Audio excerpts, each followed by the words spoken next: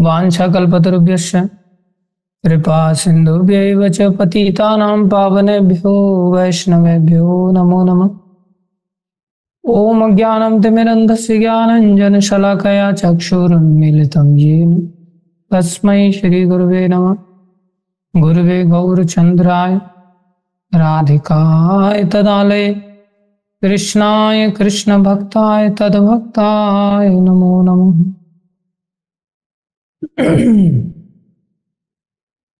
हरे कृष्णा।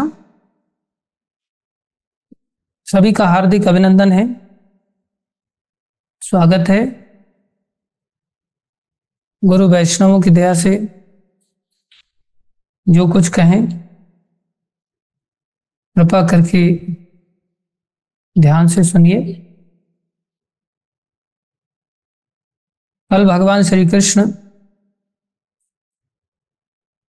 अर्जुन से पूछ रहे थे, हे प्रतापुत्र, हे पार्थ, हे धनंजय, क्या तुमने इस शास्त्र को एकाग्र चित्त से होकर सुना? अब हम में से तो कोई धनंजय या पार्थ नाम का व्यक्ति है नहीं, इसलिए प्रश्न हमारे ऊपर तो लागू होता नहीं। मैं कहूं आप लोगों से कि क्या आप लोगों ने इस गीता कोर्स को ध्यान से सुना? एकाग्र चित्त होकर के। बोले प्रभु जी, हमारा नाम थोड़ी धनंजय है, हमारा नाम थोड़ी पार्थ है। इसलिए भगवान, देखो कितना गंभीर बात है। कोई के प्रभु जी कैसे सुनते? बच्चे लोग स्कूल जाते थे, स्कूल की तैयारी में उनको लगाना पड़ता था, साथ में उनके लिए कुकिंग वगैरह भी करना पड़ता था, तो कैसे ध्यान से सुनते? कोई कहे सुबह सुबह का समय होता था, आपके पास तो कोई काम धंधा होता नहीं, हमें धंधे पानी पर जाना पड़ता है, हमें नौकरी चाकरी जाना पड़ता है। आप तो बस कभी भी किसी भी समय प्रवचन देने के लिए तैयार बैठे रहते हैं। हमारी व्यस्तता का आपको आभास नहीं है, और ऊपर से आप एकाग्रचित्त होने का प्रश्न खड़ा कर दें कि एकाग्रचित्त होकर के सुना क्या? थोड़ा सा अगर ठंडे दिमाग से विचार करेंगे तो जैसी परिस्थिति अर्जुन के सामने थी, उनकी परिस्थिति के सामने तो हमारी कोई भी परिस्थिति विकट परिस्थिति नहीं कहलाई।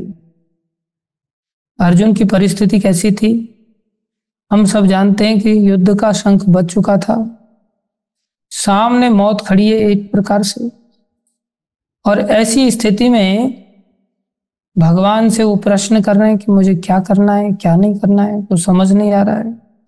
भगवान कह रहे हैं तुम छोड़ो सब, बैठो इधर और मेरी इन बातों को ध्यान से सुनो।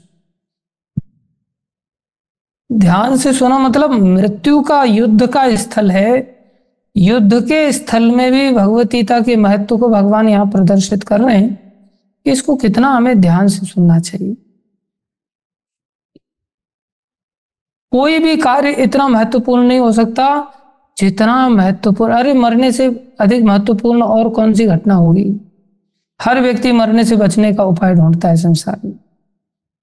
भगवान कह रहे हो मरने को भी भूल करके तुम शांति से चुपचाप ऐसे भगवतीता को सुनो। ये गीता श्रवण इतना आवश्यक है कि हम अनुमान नहीं लगा सकते। तो भगवान यहां कह रहे हैं केचित एतत् श्रुतम पार्थ त्वया एक अग्रेण चेतसा। एक अग्र, एकाग्र, मन एक चीज में लग जाए, बस मन एकेंद्रिय हो जाए। अभी तक हमारा मन 11 इंद्रियों के साथ 10 इंद्रियों के साथ विचरण करता है। कभी किसी इंद्रिय के साथ मिल जाता है, कभी किसी इंद्रिय के साथ मिल जाता है। 10-10 इंद्रियां हमें घुमाती रहती है। एक इंद्रिय मतलब मन कान के साथ मिल जाए, इतना फोकस्ड होकर के सुनना है कि कान के अतिरिक्त और दूसरी इंद्रियों से कोई लेना देना ही ना रहे। इतना मन महाराज परीक्षित का भी लगा था।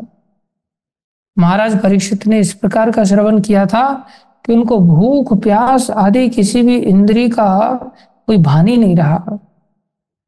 इसलिए भगवान यहाँ प्रश्न कर रहे हैं अर्जुन से। देखो कैसी दया है भगवान की, ये नहीं कि अरे यार युद्ध का मैदान है, मैं तेरे को क्या गीता सुनाऊं, तुम पहले अपना बचाव का देख, और मेरे को तुमने सारथी बनाया और मेरे भी बचाव का तुम्हें ध्यान रखना चाहिए। भगवान कह रहे छोड़ो, तुम चुपचाप ध्यान से सुना क्या तुमने ध्यान से, और ऐसा ही नहीं कि हड़बड़ी में सुना दिया वो एक एक श्लोक, उसके पश्चात भगवान कह रहे चलो बंद करो, धनुष उठाओ। नहीं, क्या कह रहे हैं, अगर तुमने नहीं सुना एकाग्र चित्त से तो तुम्हारा मोह तो नष्ट नहीं हुआ होगा, तुम्हारा अज्ञान नष्ट नहीं होगा। फिर अगर तुमने एकाग्र चित्त से सुना है तो केचित अज्ञान सम्मोह, तुम्हारा अज्ञान निश्चित रूप से नष्ट हुआ होगा। सम्मोह प्रणस्तस्ते धनंजय, प्रकृष्ट रूपे नष्ट प्रणष्ट ते धनंजय, तुम्हारा पूरी तरह से नष्ट हो गया होगा क्या, अज्ञान और सम्मोह। अभी हमारे जीवन में सम्मोह सम्यक रूपेण मोह इति सम्मोह, चारों तरफ से जब मोह फैल जाता है तो उसे सम्मोह कहते हैं। अभी अर्जुन का सम्मोह क्या था, मुझे लड़ना है या नहीं लड़ना है, गुरुजी के ऊपर तीर चलाना है नहीं चलाना है, पितामह भीष्म के ऊपर तीर चलाना है नहीं चलाना है। ये तो सब पूजनीय लोग हैं, इनकी पूजा करने के बजाय मैं इनके ऊपर तीर चलाऊं, और ऊपर से चाचा ताऊ आदि मामा आदि सब लोग खड़े हैं, परिवारी जनों पर भला कोई अस्त्र शस्त्र का वार करता है क्या कोई। और ऊपर से सारी स्त्रियां, अगर मान लो मैंने तीर भी चला दिए, सब मारे गए, स्त्रियां विधवा हो जाएंगी, वर्ण संकर पैदा होंगे, कितना बड़ा पाप लगेगा मुझे, मैं तो नरक में जाऊंगा। ये सब हमारे दिमाग में भी ऐसे ही प्रश्न नहीं उठते क्या, कि सब परिवारी जनों के साथ, हाँ समाज क्या कहेगा, लोग क्या कहेंगे, जनता क्या कहेगी, जगत क्या कहेगा। हमें जगत की कितनी चिंता रहती है ना, क्या जगत को भी हमारी चिंता ऐसी रहती है? जगत को हमारी बिल्कुल भी चिंता नहीं रहती। ये क्या है, बोले केवल कोरा, एकदम कोरा मोह। बोले जगत को चिंता नहीं रहती प्रभु जी, घर वालों को तो हमारी बहुत चिंता रहती है, मूर्ख है हम, हमारी चिंता घर वालों को भी नहीं रहती। अगर घर वालों को हमारी चिंता होती, मान लो कोई व्यक्ति अचानक से मर जाए, तो घर वालों को जब चिंता रहती है, तो एक सिंगल डे भी ऐसा होता है जिस दिन वो भोजन किए बिना रह जाए। कोई घर में आदमी मर जाता है तो भी वो खाता है, परिवारीजन उसके। कोई ऐसा दिन 4-6 दिन बीतने के बाद क्या उसको घर वाले याद रखते हैं? क्या उसके मरने के बाद वो जीवन में कभी पकोड़े का भी त्याग कर पाते हैं? मिर्ची का भी पकोड़ा नहीं छोड़ पाते। जीवन में 4-6 दिन 10-15 दिन बीतने के बाद खूब पकोड़े तल तल के खाते हैं। कौन याद करता है? किसको चिंता है संसार में किसी की? घर के सदस्य को भी हर रोज याद नहीं किया जाता, उसको भी कहीं तस्वीर में टांग देते हैं, जहां दिखाई दे कभी नहीं दे, एक जगह टांग दिया, और दिखाई देता भी तो कोई याद नहीं करता, ठीक है मर गया चला गया। ज्यादा से ज्यादा उस पर प्लास्टिक के फूलों की माला टांग देंगे, जिससे कि प्लास्टिक के फूलों की माला मुरझाती नहीं है, थोड़ा सा अच्छा लगेगा, कोई व्यक्ति बाहर से आएगा तो देखने में अच्छा लगेगा। अन्यथा नेचुरल फूलों की माला अगर टांग दिया तो मुरझा जाएगी, फिर लोग कहें देखो ऐसा ही प्रेम था इसका, घटिया लगेगी थोड़े समय बाद। इसलिए संसार में किसी को किसी की नहीं पड़ी है, लेकिन हम मूर्खता के कारण, मोह के कारण संसार में डूबे रहते हैं। हमारा मोह हमें खींच खींच करके ला करके खड़ा कर देता है। क्यों? हमें ज्ञान ही नहीं है कि भाई हमारा कोई है ही नहीं, मेरा कोई न सहारा बिन तेरे, गोपाल समरिया मेरे। ये गुरु महाराज गाते हैं, जो समझाते हैं कि वास्तव में भगवान श्री कृष्ण जितनी चिंता करते हैं ना, हमारी कोई चिंता करने के लिए तैयार नहीं। भगवान कितनी चिंता कर रहे हैं, युद्ध के स्थल पे भी कंफर्म कर रहे हैं भैया तेरा मोह नष्ट हुआ कि नहीं हुआ। प्रभुपाद जी यहां लिख रहे थे कि देखो भगवान अर्जुन के गुरु का काम कर रहे थे, अतएव यह उनका धर्म था कि अर्जुन से पूछते कि उसने पूरी भगवतीता सही ढंग से समझ ली है या नहीं। अब ये समझने वाला श्लोक है। पहले वाला जो श्लोक हमने देखे उसके फल देखे हमने। क्या देखा? प्रचार का फल क्या होता है? बोले पराभक्ति मिल जाएगी। अध्ययन का फल होता है, बोले बुद्धि से पूजा हो जाएगी मेरी, अपने आप ही भक्ति प्राप्त हो जाएगी, फिर अपने आप ही मेरे पास आ जाओगे। श्रवण का फल क्या होता है? पुण्य लोकों में प्राप्त हो जाएंगे, और पुण्य लोकों की इच्छा नहीं होगी तो भगवान के धाम को भी चले जाएंगे सीधे। इच्छा पर निर्भर करेगा केवल सुनने से ही। अब यहां भगवान प्रश्न करें, बोले समझने का फल क्या है? गीता को हमने पढ़ा सुना, अब समझा, बोले समझने का फल क्या है? गीता को समझने का फल है हमारा अज्ञान का नाश हो जाएगा। हमारा ये जो मोह है जिसमें हमें कंफ्यूजन होता है, क्या करना है क्या नहीं करना है, कैसे जीना है, क्या खाना है क्या पीना है, क्या वार्ता करनी, ये सब अज्ञान हमारे जीवन से दूर हो जाए। क्या करने से? अगर हमने गीता को समझा होगा तो। और गीता समझ में कैसे आएगी? ये हमने कल सीखा था, एकाग्र चित्त से श्रवण करने के बाद ही। एकाग्र चित्त से कैसे श्रवण करें? लोगों के पास गीता लिख करके जाते, बोले मरने का टाइम नहीं महाराज, बैंक सुबह से लेकर के शाम तक छोड़ता नहीं। अरे मरने के समय में भी गीता आवश्यक होती है, और उसमें भी ऐसे वैसे नहीं, एकाग्र चित्त से सुनना होता है उस समय में भी।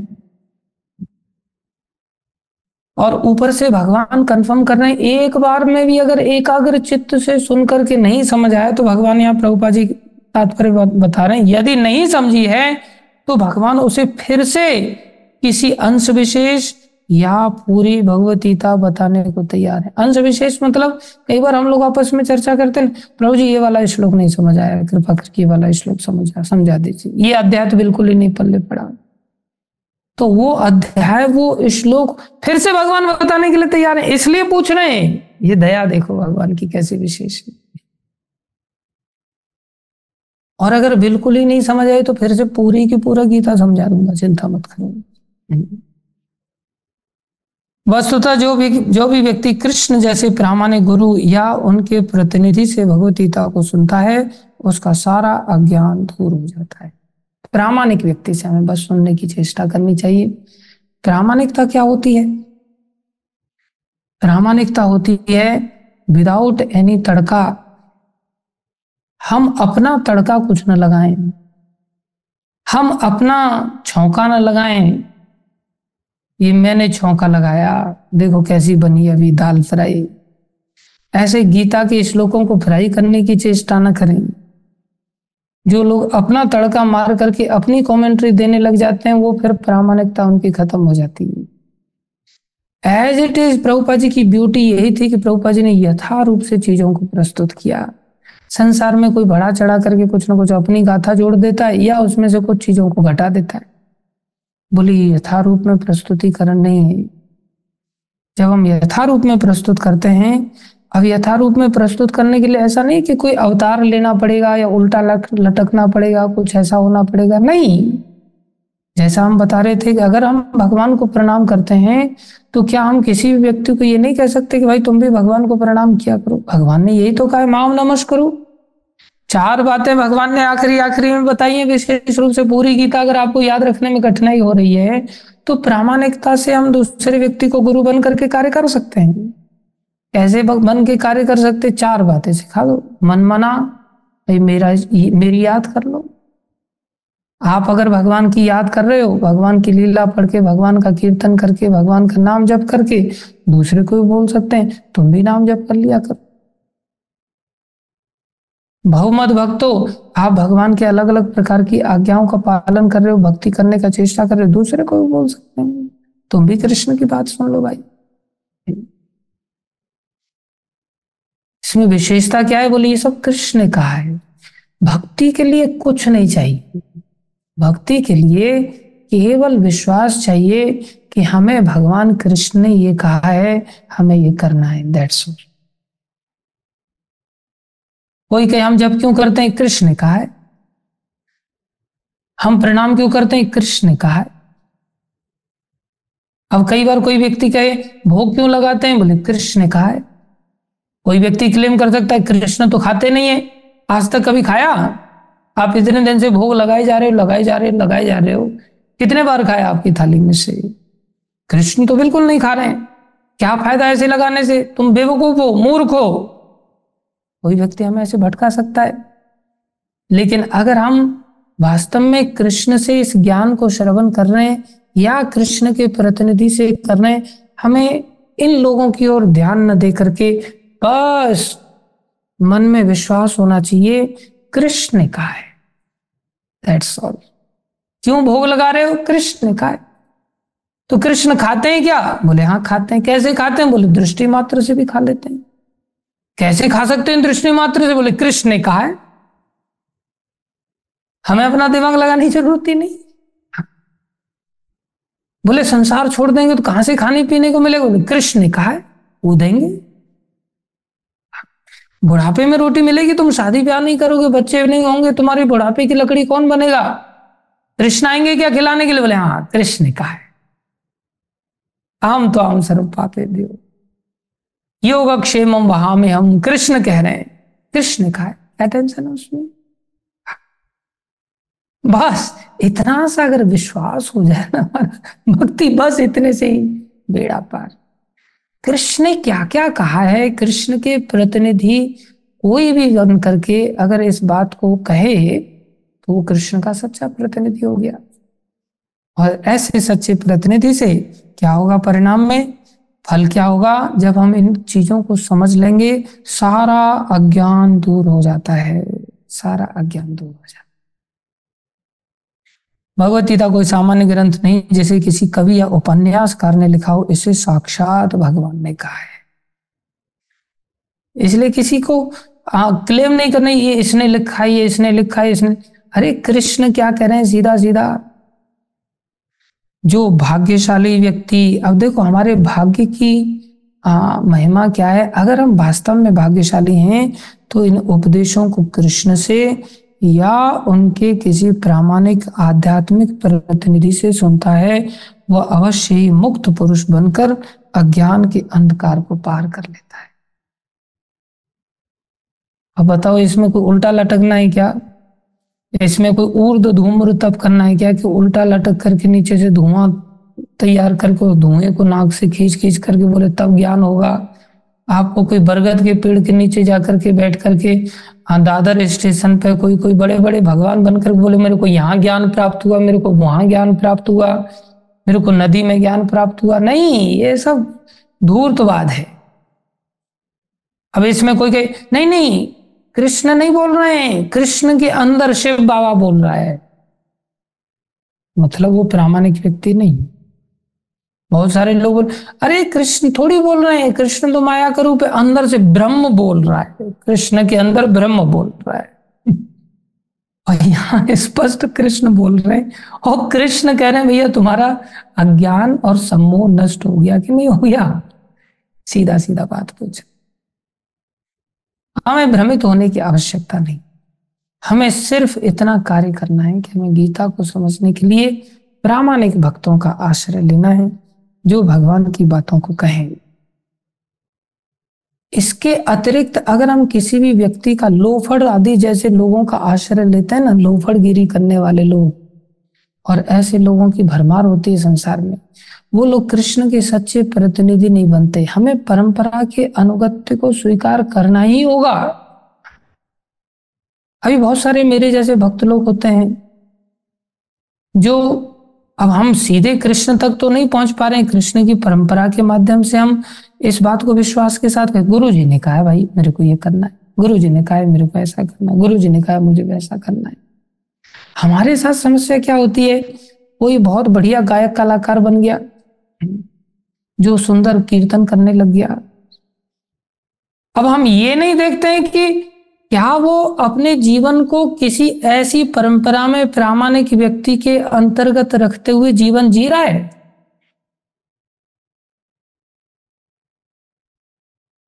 क्या वो कृष्ण ने कही हुई बातों को परंपरा के माध्यम से, गुरुजी के माध्यम से, या किसी भी गुरु परंपरा में एक व्यक्ति के माध्यम से वो उस बात को जीवन में स्वीकार करके जीवन जी रहा है क्या? धोती कुर्ता तो पहन लिया, तिलक छापे लगा लिया, संकीर्तन बहुत बढ़िया कर लेता है, कथाएं बहुत बढ़िया बोल लेता है, लेकिन प्रामाणिकता उसकी कैसे सिद्ध होगी? प्रामाणिकता तब सिद्ध होगी कृष्ण के वचनों का आंशिक रूप से पालन करने से काम नहीं चलेगा। कृष्ण के वचनों का सर्वांगीण रूप से पालन करने से काम चलेगा। ये नहीं जो मन पे पसंद आया वो कर लिया और जो मन को पसंद नहीं आया वो नहीं किया, ऐसा नहीं चलेगा। बस हम अपने अपने अनुयायी बना बना करके अपने अनुयायी बस चेले बना लिए, 8 10 20 कॉन्टेक्ट बना लिए और लेकर के उनको वृंदावन के दर्शन करा दिए। वहां से एक एक व्यक्ति से 1000 1000 रुपया एक एक दिन का चार्ज ले लिया दर्शन कराने का। बोले ये सब कृष्ण लीलाओं के दर्शन हो गए, बस हो गई भक्ति। ये भक्ति भक्ति नहीं है। एक भक्त को हमने कहा कि भाई हाँ हमारी यात्रा आई हुई है, कई सारे लोग आए हुए हैं और तुम थोड़ा दर्शन करा देगा क्या? तुम्हें ज्ञान है कहाँ पर कौन सी लोकेशन है, तुम कथा वगैरह भी अच्छी कर लेता है, तो तुम थोड़ा करा देना, हमारी तबीयत ठीक नहीं। वो चला गया।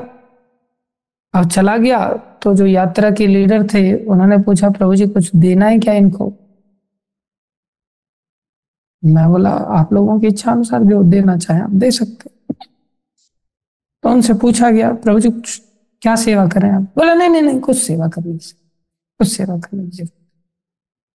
आखिर में उन्होंने 200 400 रुपए दे दिए। तो वो बाद में कहता है अपने यात्री लोगों को बता देना एक दिन का मेरा कम से कम 1000 रुपया होता है। एक दिन का मेरा कम से कम 1000 रुपया तो होता ही है, मैं ऐसे नहीं जाता कहीं भी। मैं हैरान हो गया, मैं बोला हे भगवान। ऊपर से तो कह रहा था नहीं नहीं नहीं नहीं कुछ नहीं दो, मेरे को कोई जरूरत नहीं।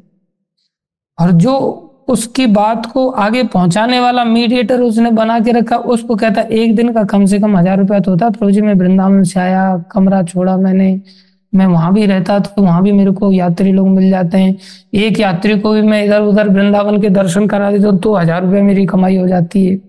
और दिन में ऐसे तो न जाने कितने ग्रुप आ जाते हैं, मैं कितने सारे ग्रुप को दर्शन करा देता हूँ। और ग्रुप को भी ऐसे कथाकार मिल जाते तो ग्रुप भी सोचते हैं हम धन्य हो गए, बस ऐसी कथा सुन करके हमारा बेड़ा पार हो गया। नहीं, लोफड़ है ये सभी। ऐसे लोफड़गिरी लोगों से हमें आश्रय लेकर के भक्ति में कोई प्रगति नहीं हो सकती। हो सकता है बड़ी रोचक कथा सुना देंगे, हो सकता है बड़ा रोचक कीर्तन कर देंगे, हो सकता है बहुत बढ़िया मैनेजमेंट कर लेंगे, सब कुछ बहुत अच्छा कर सकते हैं, लेकिन फिर भी वो लोफड़ हैं। क्यों? अपने जीवन को किसी भी अनुगत्य में नहीं जीते, ये सबसे बड़ी समस्या है। हमेशा ही हमें किसी न किसी के अनुगत्य में स्वीकार जीवन करना चाहिए। ये नहीं 1 साल के लिए मैं इसके अनुगत्य में रहूंगा, 2 महीने के लिए मैं इसके अनुगत्य में रहूंगा, 4 महीने के लिए मैं इसके अनुगत्य में रहूंगा, कार्तिक आ जाएगा तो इसका अनुगत्य ले लूंगा, गर्मियां आ जाएंगी तो फिर मैं किसी लंदन वाले व्यक्ति का अनुगत्य ले लूंगा। ऐसे अलग अलग लोगों के अनुगत्य में मैं जीवन जीऊंगा। गंगा गई गंगादास, यमुना गई यमुना दास, बिन पैंदे के लोटे हमें क्या पैंदा प्रदान करेंगे? हमें ऐसा नहीं चलता। हमें गुरु वैष्णवों के आदेश पर वो हमें जहां पटक दें, जैसे रखें, हमें वैसे आदेश का पालन करना होता है, तब हम कहीं पर पहुंच पाएंगे। लेकिन प्राय समाज ऐसे लोफड़ों के चक्कर में आ जाता है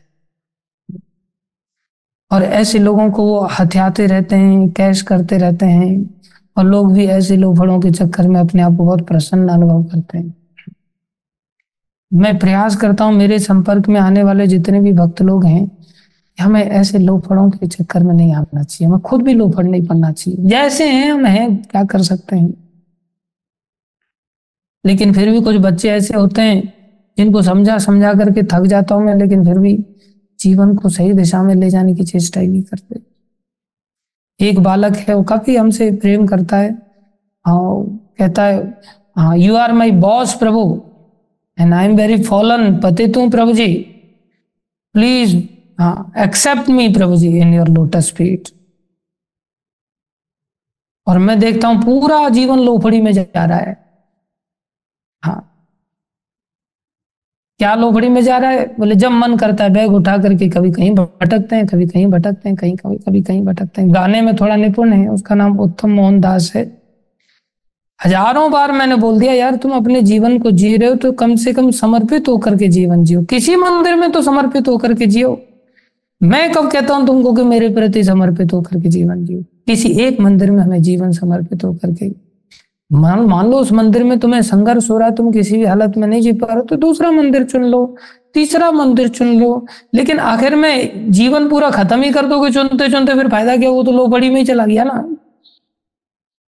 गुरु साधु शास्त्र को कम से कम चुनाव करके तुम्हें किसी के आश्रम में जीवन जीना चाहिए, तब जाकर के हमारा मंगल होता है।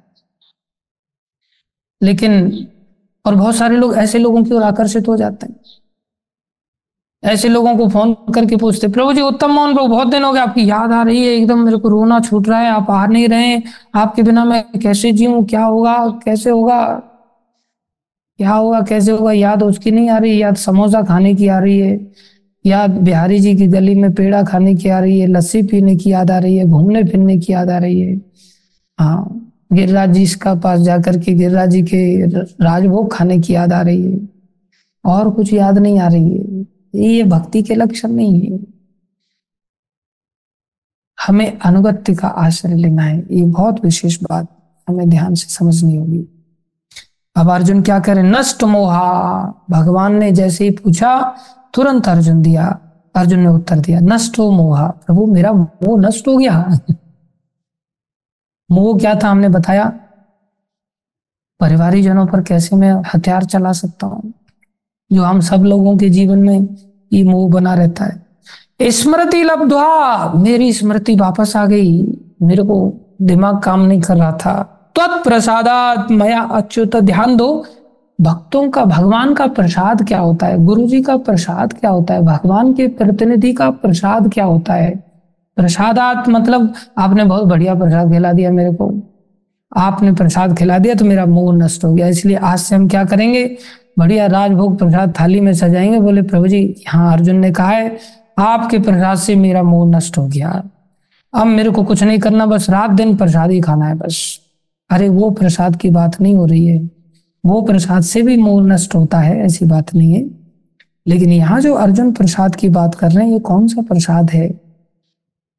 ये भगवत गीता का ज्ञान रूपी प्रसाद है, जो भगवान ने कृपा करके अपने मुखारविंद से बोला है।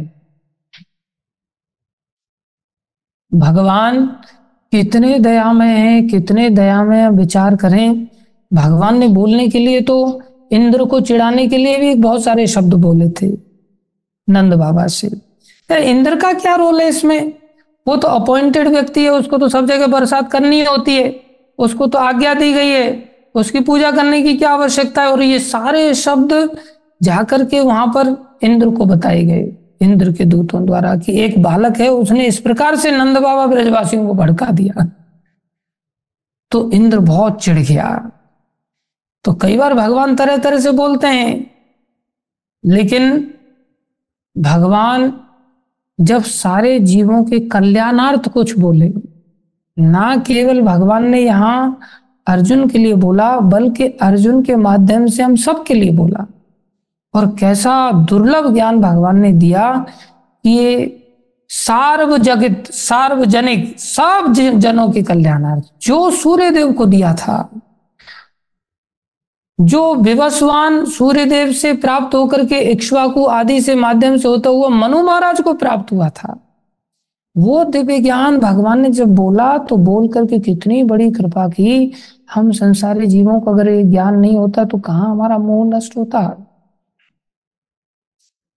इसलिए भक्तों का गुरु जी का जो बोलना है ना, अब वो हमारी तरह बकर बकर मेढक की तरह तो बोलते नहीं है, वो जो भी बोलते हैं एकदम सॉलिड बोलते हैं, थोड़ा बोलते हैं लेकिन बहुत अच्छा बोलते हैं। इसलिए गुरु जी का बोलना बोले बहुत विशेष कृपा है, यही उनका सच्चा प्रसाद है। जैसे भगवान का बोलना, ऐसे ही गुरु जी का बोलना। लेकिन प्रश्न उठता है, गुरु जी कब कब ये ज्ञान देते हैं, कब ऐसे बोलेंगे, कब हमारे हित की बात बोलेंगे? बोले उसके लिए हमें थोड़ी सेवा करनी चाहिए। तत्विधि प्रणिपातेन परिप्रश्नेन सेवया उपदक्षन्ते ते ज्ञानम ज्ञानिना तत्वदर्शिना। मोह किसको कहते हैं? बोले जो दिखाई दे रहा है लेकिन वास्तव में वैसा है नहीं। दिखाई क्या दे रहा है? संसार के लोग हमारी बहुत चिंता करने वाले हैं साहब, और वास्तव में कोई चिंता करने का नाम लेने वाला नहीं। ये क्या है? मोह है। हमारा संसार में कोई नहीं है, अकेले ही आए थे, अकेले जाना पड़ेगा। हम सोचते हैं कृपा करो गुरुदेव, कृपा करो गुरुदेव, कृपा कर रहे हैं कथा सुनाने की, और हम खर्राटे मार रहे हैं। और फिर जाकर के गुरु जी को कह रहे हैं गुरुदेव आपने कृपा नहीं की। अरे गधे, कृपा कौन सी होती है? तुम्हें समझ ही नहीं आई आज तक। जब तुम्हें यही पता नहीं कि कृपा होती क्या है और तुम कृपा मांग रहे हो। भगवान यहां घोषणा कर रहे हैं अर्जुन के माध्यम से, कृपा क्या चीज है? बोले कृपा है, अर्जुन ने जैसा किया, नष्ट मोहा स्मृति लब्ध्वा त्वत्प्रसादात्। हे प्रभु आपकी कृपा। गुरुदेव कृपा मतलब अगर भाषण दे रहे हैं, प्रवचन दे रहे हैं, मतलब समझ लो कृपा बरस रही है, और वहां जाकर के हम खर्राटे मार रहे हैं। क्लास में भी जाकर के अलर्ट नहीं रह पा रहे हैं, क्लास में भी जाकर के नींद मार रहे हैं। और सोचे अलग से कोई कृपा बरसात की तरह बरसेगी, जैसे ओले बरसते ना ऐसे कृपा बरसेगी बड़े बड़े गोले के साथ में। ऐसे कुछ नहीं बरसता। कई बार तो गुरुजनों की ऐसी दया होती है कि बिना किसी सेवा के भी पकड़ पकड़ करके हमें भगवत चर्चा देते हैं, भगवत ज्ञान देते हैं। अपने आप को सेक्रीफाइस करके, खाना पीना आदि छोड़ करके, समय की मर्यादा को भुला करके हमें कथा सुनाते हैं, और हम इतने मूड ऑफ हो जाता है, हम घड़ी की ओर बार बार देखते रहते हैं, कितना और परेशान करेंगे पता नहीं, कितना और पकाएंगे परेशान करेंगे पता नहीं। अरे मूर्ख को पका नहीं रहे, पकेगा तो तुम यमलोक में जाकर के, अगर इस कथा को नहीं सुना तो। ये कृपा बरस रही है। मनुष्य शरीर अपने आप में बहुत बड़ी कृपा है भगवान की, संदेह नहीं करना चाहिए। और अगर गुरु वैष्णवों से अगर हमें कथा सुनने को मिल जाए, कैसे वैष्णवों से? लोफड़ वैष्णवों से नहीं। लोफड़ वैष्णव मतलब तथाकथित वैष्णव, तथाकथित गुरु, जो खुद किसी परंपरा में किसी अनुगत्य को स्वीकार नहीं करते हैं। प्रभुपाद जैसे संतों के माध्यम से जब हमें ये सुनने को मिलता है तो स्थितो अस्मि गत संदेह, हमारे संदेह चले जाते हैं और हम स्थित हो जाते हैं। और फिर क्या होगा? बोले करिष्ये वचनम तब, अब कृष्ण मेरा मोह चला गया, अज्ञान चला गया, अब प्रभु मैं अपनी इच्छा अनुसार कार्य करूंगा, अब मैं मेरे मन में जो आएगा वो कार्य करूंगा। समझ आ रहा है?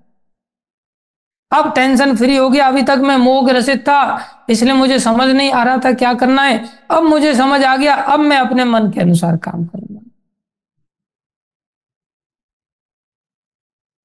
अरे मूर्खों, ऐसे डल होकर के नहीं सुना करते।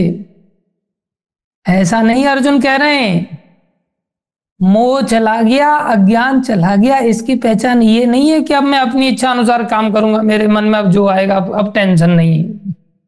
करिष्ये वचनम तब, ये नहीं करिष्ये वचनम मम, अब मैं जो कहूंगा वही करना, अब आपने भी मेरे अनुसार ही कार्य करना है, अब मेरे को जो मन करेगा मैं खुद वैसा जीवन जीऊंगा। नहीं, अगर गीता का ज्ञान हमने समझ लिया है, और हमारा मोह, कह तो देते लोग मेरी कोई मोह ममता नहीं प्रभु जी, मैंने मोह छोड़ दिया सब।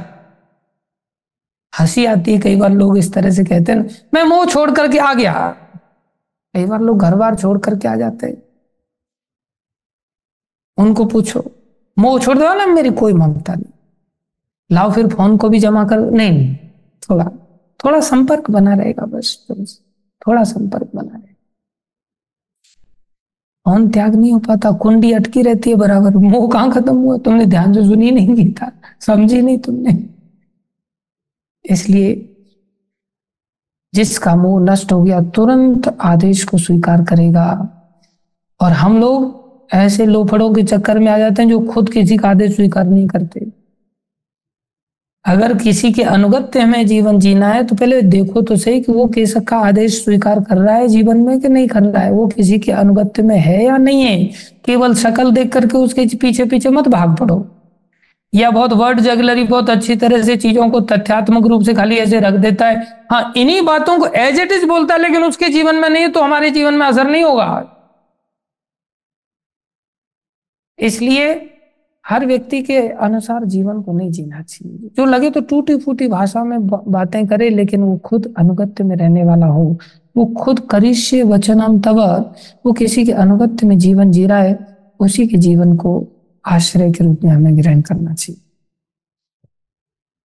प्रभुपाद जी यहाँ क्या कह रहे हैं, जीव जिसका प्रतिनिधित्व अर्जुन कर रहा है उसका स्वरूप यह है कि वह परमेश्वर के आदेशानुसार कर्म करे। तात्पर्य बहुत विशेष है प्रभुपाद जी का इस श्लोक में, हम सभी इस तात्पर्य को समझ रहे हैं। न जाने कितने बार प्रभुपाद जी ने इस बात को प्रामाणिकता के साथ लिखा है, आदेशानुसार काम करो, आदेशानुसार काम करो, आदेशानुसार कार्य करो, करिष्ये वचनम तव।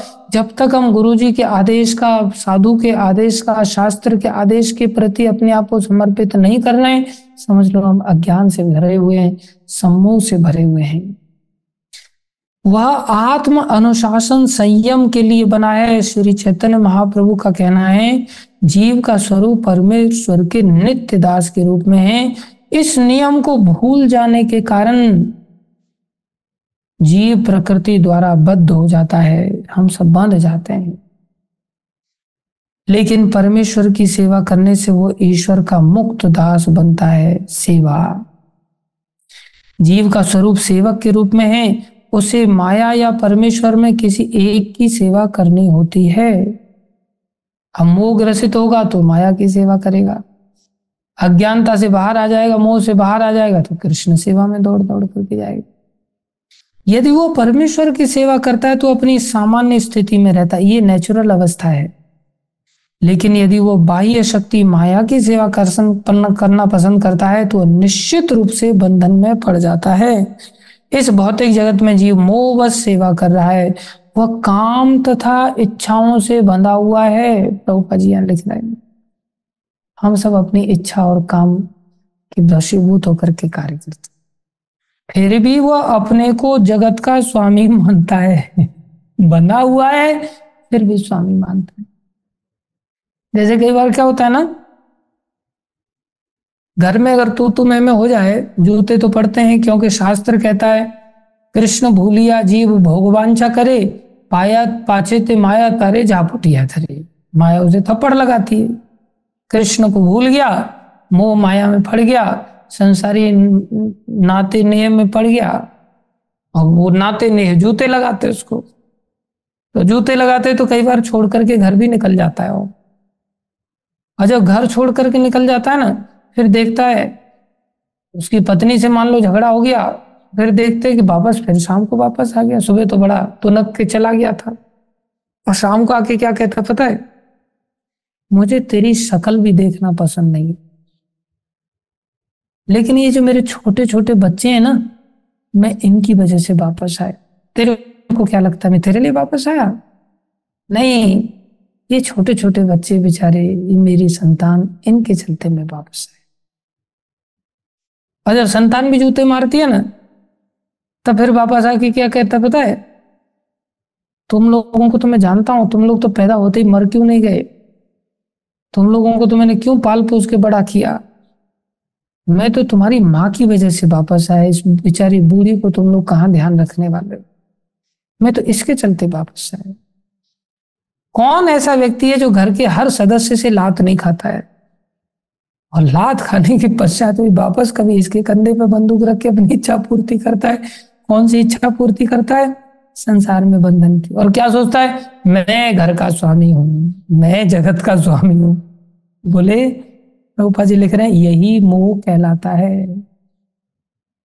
मुक्त होने पर पुरुष का मोह दूर हो जाता है और वह स्वेच्छा से, ये बहुत विशेष शब्द है, स्वेच्छा से भगवान की इच्छा अनुसार स्वेच्छा से कार्य करना सीखना चाहिए। ये नहीं मंगल आरती में जबरदस्ती डंडा लेकर के रोज भागना पड़े पीछे, डांस करने के लिए रोज भागना पड़े, माला जपाने के लिए रोज भागना पड़े। स्वेच्छा से भगवान की इच्छा अनुसार, भगवान मतलब भगवान के प्रतिनिधि गुरु की इच्छा अनुसार।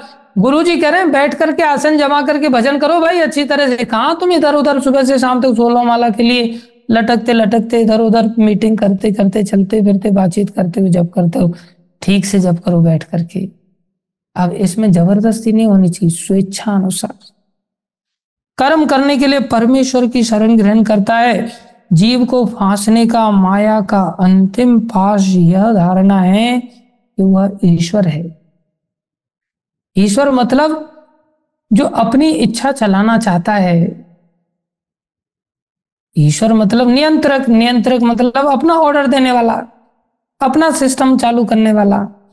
हमारे लिए प्रभुपाद जी वर्णन कर रहे हैं माया का ये अंतिम पाश है, ये ब्रह्मास्त्र है जिससे कोई नहीं बच पाता, जिसके चलते हमें ऐसा माया भ्रमित कर देती है और ऐसा सोचने के लिए मजबूर कर देती है कि वो ऐसा सोचवाती है कि समझ लो तुम ईश्वर हो, तुम किसी की इच्छा अनुसार क्यों चलेगा, तेरी इच्छा अनुसार उल्टा भगवान को भी चलना पड़ेगा, तू उल्टा भगवान से बढ़कर है।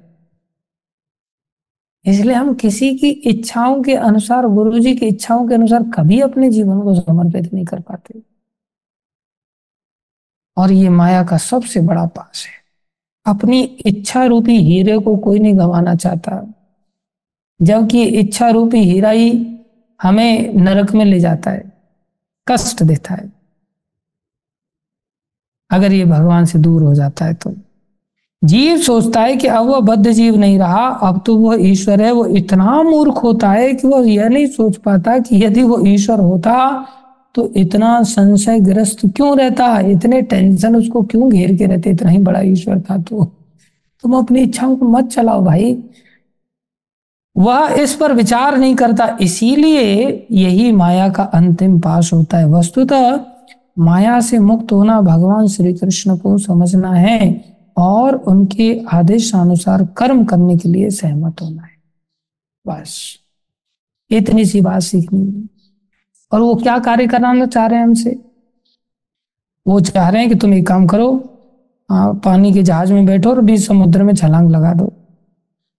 ऐसा आज तक के इतिहास में भगवान ने किसी को आदेश दिया है? भगवान ऐसा कह रहे हैं कि तुम जाओ ठेले पे टमाटर लोड करो और टमाटर बेचो। ऐसा कहीं गीता में आपने आदेश पढ़ा? आप एक काम करो, झाड़ू उठाओ, झाड़ू उठा करके सड़क साफ करो। कुछ नहीं, भगवान सिंपल सा भगवान कह रहे हैं तुम यार मन मना भवमद भक्तो मध्याजी माम नमस्करो, बस इतना सा काम कर लो। इतने समय में हमें कटा पड़ती है, हमसे ये भी नहीं होता। इस श्लोक में मोह शब्द अत्यंत महत्वपूर्ण है। मोह ज्ञान का विरोधी होता है। वास्तविक ज्ञान तो यह समझना है कि प्रत्येक जीव भगवान का शाश्वत जीव सेवक है, लेकिन जीव अपने को इस स्थिति में न समझकर सोचता है कि वह सेवक नहीं अपितु इस जगत का स्वामी है, क्योंकि वह प्रकृति पर प्रभुत्व जताना चाहता है। कर लो दुनिया मुट्ठी में। यह मोह भगवत कृपा से या शुद्ध भक्त की कृपा से जीता जा सकता है। देखो प्रभुपाद जी बार बार कह रहे भगवान की कृपा मतलब भगवान के भक्त की कृपा में और भगवान की कृपा में कोई अंतर नहीं, जीता जा सकता है। इस मोह के दूर होने पर मनुष्य कृष्ण भावनामृत में कर्म करने के लिए राजी हो जाता है। कृष्ण के आदेशानुसार कर्म करना कृष्ण भावनामृत है। कई बार हम इस्कॉन के अंतर्गत रहते हैं और इस्कॉन का फुल फॉर्म है international society for Krishna consciousness, और हमें इतना भी होश नहीं कि कृष्णा कॉन्शियसनेस का मतलब क्या होता है। अभी तो हमें ये भी होश नहीं कि कॉन्शियसनेस का मतलब क्या होता है। कृष्णा कॉन्शियसनेस तो दूर की बात है। कृष्ण भावनामृत संघ, जहां कृष्ण की भावना के साथ कार्य किया जाता है। कृष्ण की भावना क्या है? बोले कृष्ण के आदेशानुसार कार्य करना ही कृष्ण भावनामृत है। हम इस्कॉन के फॉलोअर तो बन जाते हैं, लेकिन क्या विचार करें, हम कृष्ण के आदेश को कहीं स्वीकार कर रहे हैं, गुरु जी के आदेश को कहीं स्वीकार कर रहे हैं, साधु के आदेश को कहीं स्वीकार करके जीवन जी रहे हैं, फिर हम कैसे इस्कॉन के कैंडिडेट हैं? बद्ध जीव माया द्वारा मोहित होने के कारण यह नहीं जान पाता कि परमेश्वर स्वामी हैं, जो ज्ञानमय हैं और सर्व संपत्तिवान हैं। वे अपने भक्तों को जो चाहे दे सकते हैं, जो कुछ चाहे दे सकते हैं। देखो भगवान के पास कोई कमी थोड़ी है कि भगवान अपने भक्तों को ये आदेश देंगे जा भाई तू मेरे लिए कमा के ला। भगवान क्यों ये सब? भगवान तो उल्टा कहेंगे तुम नौकरी चाकरी छोड़ो, अपना आराम से भजन करो, आनंद लो, कीर्तन करो, डांस करो, खाओ पियो, जैसा प्रभुपाद जी ने बोला ना, chant dance and be happy. नाचो गाओ आनंद लो। वे अपने भक्तों को जो कुछ चाहे दे सकते हैं। अब भगवान को कुछ चाहत करने के लिए किसी से परमिशन लेनी पड़ेगी क्या? इतने संपत्तिमान है वो, जो कुछ चाहे सब दे सकते हैं। वे सबके मित्र हैं और भक्तों पर विशेष कृपालु रहते हैं। हमारे खोपड़ी में ये बात बैठती क्यों नहीं कि भगवान इतने दयालु हैं और सब कुछ दे सकते हैं। क्या सुदामा जी को भगवान ने नहीं दिया? हाँ, भगवान का देने का तरीका अपना अपना होता है। ये बात का विश्वास प्रभुपाद जी के पिताजी को था, इसलिए प्रभुपाद जी के पिताजी कहते थे, अभय, कृष्ण के 10 हाथ होते हैं। वैसे तो अनंत हाथ होते हैं, लेकिन समझाने के लिए एक छोटे बच्चे को इस प्रकार से समझा रहे थे उनके पिताजी गौर मोहन डे। बोले कृष्ण के 10 हाथ होते हैं और 10 हाथों से जब वो देना चाहेंगे तो हम 2 हाथों से क्या संभाल पाएंगे, और जब 10 हाथों से छीनना चाहेंगे तो 2 हाथों से हम कैसे रोक पाएंगे। दोनों ही बातें समझा दिया था। एक बालक मेरे को कहता है कि एक भक्त हैं, वो लोग कहते हैं कि हम कृष्ण भक्ति इसलिए नहीं करते कि कृष्ण सबको छीन लेते हैं, ऐसा हमने सुना है। तो मैंने कहा कृष्ण का ये बात जो तुमने सुनी, आधी बात सुनी, दूसरी बात भी सुन लो। बोले क्या? कृष्ण सब कुछ देते भैया, कृष्ण छीनते उस व्यक्ति से हैं जो अच्छा भक्त नहीं होता। सुदामा जी के प्रसंग में ये श्लोक आ रहा है और उसको जाके बोलना चाहिए, हाँ बिल्कुल सही कह रहे हो तुम तो। कृष्ण देखो, ये श्लोक देखो, इस श्लोक में बिल्कुल यही बात कहा है कि कृष्ण सारी चीजें छीन लेते हैं। 80वें अध्याय में भागवतम के 10वें स्कंद में ये बात वर्णन हो रही है। वो वहीं पर 2-3 श्लोक के बाद फिर भगवान कहते हैं, नहीं, मैं देता भी इतना ज्यादा हूं कि वो बेचारा संभाल ही नहीं सकता। लेकिन कब देते हैं भगवान? जब किसी को योग्य देख लेते हैं। इसलिए भक्त बनना चाहिए। वे सबके मित्र और भक्तों पर विशेष कृपालु रहते हैं।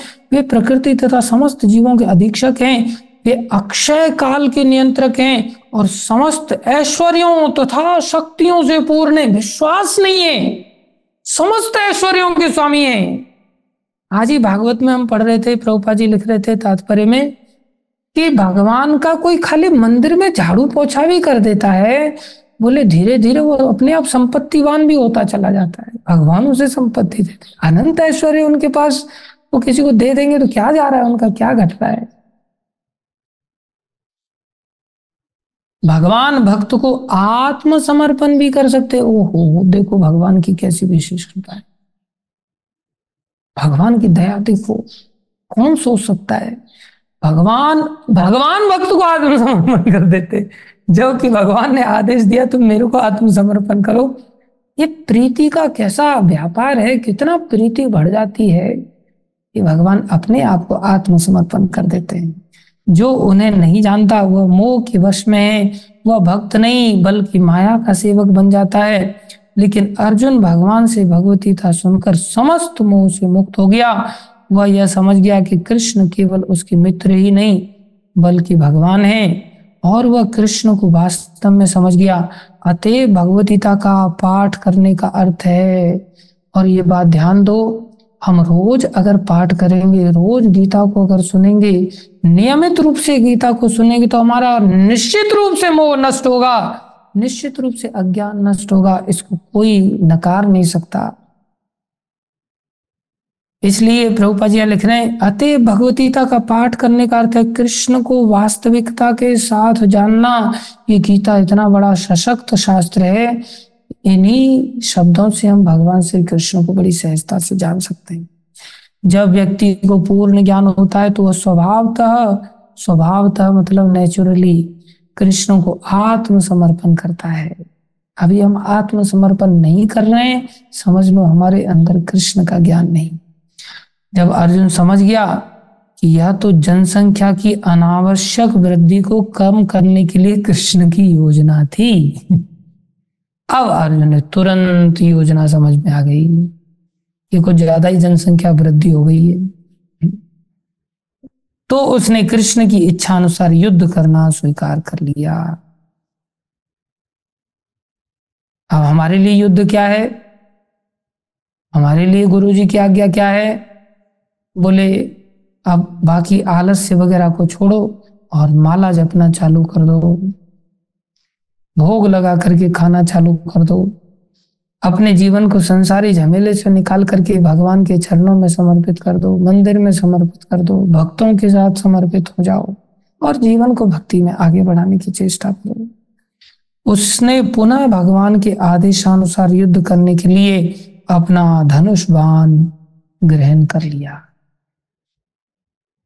जो अर्जुन ने शुरुआत में धनुष बाण ग्रहण न करके छूट गया था, धनुष छोड़ा भी नहीं, छूट गया। हाथ इतने कांपने लग गए थे, मोह कितना प्रबल होता है, मुंह सूख गया, मुंह से आवाज क्या खाक निकलेगी, मुंह इतना सूख गया कि मुंह से आवाज नहीं निकल सकती। जब मुंह से आवाज ही नहीं निकलेगी तो युद्ध में ललकारेंगे कैसे, तीर कैसे चलाएंगे जब हाथ पैर लड़खड़ा रहे हैं, सारा शरीर कांप रहा है, सारा शरीर पसीने से लथपथ हो गया और कुछ सूझ नहीं रहा, बैठ गए बेचारे, खड़े भी नहीं हो पा रहे।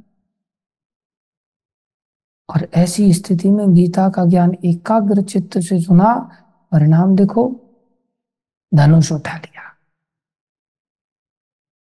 शक्ति आ गई। ये नहीं कि पानी पी करके शक्ति आई, ज्ञान की शक्ति कैसी प्रबल शक्ति होती है। सारे शरीर के सिम्टम्स एकदम से चेंज हो गए। कहाँ उनको दिख रहा था अरे ये मर जाएंगे, मैं किसको अपना राजपाट दिखाऊंगा, मेरा क्या जीवन रह जाएगा, और ये तो परिवार, ये कितना बड़ा पाप होगा। अब कह रहे नहीं, ये जनसंख्या वृद्धि हो गई है फालतू में, ये बिगड़े बकरियां इकट्ठी हो गई हैं, इनका मैदान साफ किया जाए। बकरी ईद के रूप में नहीं, कृष्ण के आदेश के रूप में। जीवात्मा सभी हैं, हम जनसंख्या वृद्धि मतलब कृष्ण की इच्छा हो तो, ये नहीं बकरीद के द्वारा हम भेड़ बकरियों को खत्म कर रहे हैं। साहब कृष्ण की इच्छा है, कृष्ण आदेश देंगे अगर ऐसा होगा तो, गुरु जी आदेश देंगे अगर ऐसा होगा तो। जब तक अभी तो हम अपनी जीवा के लिए जनसंख्या को खत्म करने की चेष्टा करते हैं। कृष्ण की दृष्टि से जो लोग कृष्ण के आदेश को नहीं पालन करते, फिर चाहे बड़े बड़े राजा हैं, बड़े बड़े संपत्तिवान हैं, वो केवल धरती के बोझ हैं, उनको खत्म करना चाहिए। पहले समझाने की प्रयास करना चाहिए गीता के ज्ञान से, प्रचार प्रसार आदि के द्वारा। नहीं समझता तो क्या कर सकते। इसके बाद अब संजय जी यहाँ पर आखिरी के 2-4 श्लोक हैं। संजय जी क्या कहते हैं, संजय उवाच इति अहम वासुदेवस्य पार्थस्य च महात्मन संवादम इमं अश्रोषसम अद्भुतम रोमहर्षणम। अब यहाँ पर जो एफएम पर सुनने वाले लोग होते हैं, जो दूरदर्शन से सुनने वाले लोग होते हैं, जो जूम के माध्यम से सुनने वाले होते हैं, जो व्हाट्सएप के माध्यम से सब चीज़ों को सुनने वाले होते हैं, उनकी दशा कैसी होती है, उनको क्या फायदा होता है, उस महिमा का वर्णन यहाँ पर कर रहे हैं। क्योंकि संजय ने जूम के द्वारा वेद व्यास जी के माध्यम से ये सुना था, और आज हम लोग एक प्रकार से जूम के माध्यम से इसे सुन रहे हैं, तो जूम वालों को भी फायदा हो पहुंचता है कि नहीं पहुंचता है थोड़ा बहुत। संजय ने कहा, इस प्रकार मैंने कृष्ण तथा अर्जुन ने दोनों महापुरुषों की वार्ता सुनी, और यह संदेश इतना अद्भुत है, इतना अद्भुत है कि मेरे शरीर में रोमांच हो रहा है। अभी अद्भुतता मतलब ऐसा नहीं कि कोई भयावह अद्भुतता है, ये रसमय अद्भुतता है। अद्भुत एक रस है, वंडर जिसको कहते हैं, और ये सभी रसों में पाया जाता है, इसके बिना कोई रस का आस्वादन नहीं कर सकते आप। जैसे मान लो बढ़िया खिचड़ी भी बढ़िया बनी होगा ना, तो भी आपका मुंह एकदम वाव करेगा, वाव क्या बढ़िया खिचड़ी बनी। तो वाव है ना, ये अद्भुत है, ये अद्भुत रस है, ये आनंदित करता है। बोले संजय ने एक एक श्लोक को सुना वेद व्यास जी की दया से, और फिर वो क्या कह रहे हैं, बोले रोम रोम मेरा पुलकित हो रहा है, रोम हर्षणम। ऐसा नहीं कि सामने सांप आ गया तो एक एक बाल खड़ा हो गया, नहीं, इन श्लोकों को वेद व्यास जी की दया से उन्होंने लाइव देखा, श्रवण किया, ध्यान से सुना, अद्भुत महसूस कर रहे हैं अपने आप को, रोम रोम खड़ा हुआ महसूस कर रहे हैं अपने आप में। ये प्रसन्नता जब हम ऑनलाइन भी सुन लेते हैं हमको भी प्राप्त होती है। और आगे इसमें प्रभुपाद जी बहुत सारी बातें बताएंगे, इसको हम कल के दिन थोड़ी सी चर्चा करेंगे।